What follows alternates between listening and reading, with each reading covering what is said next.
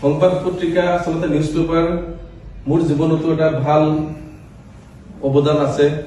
মই আজি ধৰক বাহিৰা একাডেমিক সাইডৰ বাহিৰত মই যিখিনি সাধাৰণ অলপ হলেও যিখিনি জ্ঞান মোৰ আছে আসলে মই ভাবো সেইখিনি আসলে সংবাদ পত্ৰৰ পৰাই আহৰণ কৰা। তাৰমানে 1990 বা 89 চনত তেতিয়া হয়তো মই 5ত পঢ়ো চাগে আৰু তেতিয়া মানে দেউতা টাউনত যায় কেতিয়াবা গলে সেই পুৰণা নিউজ পেপাৰ কিনি লৈ আহে। আগদিনাৰ নিউজ পেপাৰ বা দুদিন আগৰ যিখিনি থাকে 2-3টা নিউজ পেপাৰ লৈ আহে আৰু যেতিয়া আহে আমি চাই থাকো। আমি মানে মোৰ আৰু এজন দাদা আছে, এজন বাইদেউ আছে যিনি, গতিকে আমি চাই থাকো কেতিয়া পেপাৰটো লৈ আহিব।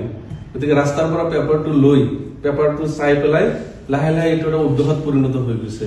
তেতিয়া দেখিলো যে ভাল লাগে, দেশ বিদেশৰ খা খবৰ বিলাক পাওঁ।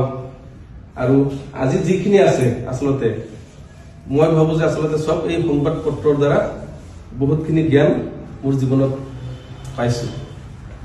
যিয়ে নহওক সংবাদ পত্ৰৰ লগত জড়িত যিসকল আমাৰ বন্ধু আছে, কৰ্মী আছে বা আমাৰ সাংবাদিক আছে, তেওঁলোকে আচলতে তেওঁলোকৰ ওপৰত আচলতে আমাৰ দেশ বা আমাৰ সমাজ বহুত পৰিমাণে নিৰ্ভৰ কৰে। আমাৰ গণতন্ত্ৰ বৰ্তাই ৰখা, আমাৰ ভাৰতবৰ্ষৰ কথা কৈছো, আমাৰ ভাৰতবৰ্ষৰ গণতন্ত্ৰ ৰক্ষা আমাৰ সংবাদ মাধ্যম বুলি কৈছো যে সংবাদ মাধ্যমে আচলতে গুৰুত্বপূৰ্ণ ভূমিকা পালন কৰি আছে। আৰু যিটো কাৰণত আজিলৈকে আমাৰ গণতন্ত্ৰ অটুট আছে। গতিকে দেশ নিৰ্মাণত তেওঁলোকে ভালেখিনি অৱদান আগৰ পৰাই আগবঢ়াই আহিছে আৰু আগলৈও আগবঢ়াই থাকিব। আৰু আগবঢ়াই থাকিলেহে আমাৰ দেশখন উন্নতিৰ পথত আগুৱাই যাব, আমাৰ গণতন্ত্ৰ বাচি থাকিব।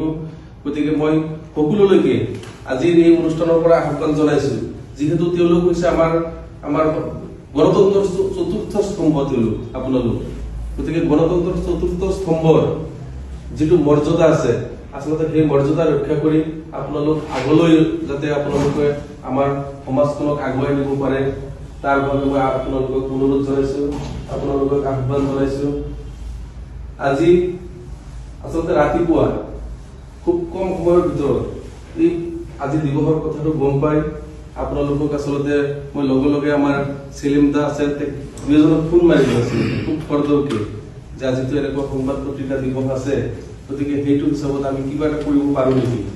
গতিকে খুব কম সময়ৰ ভিতৰত আপোনালোকক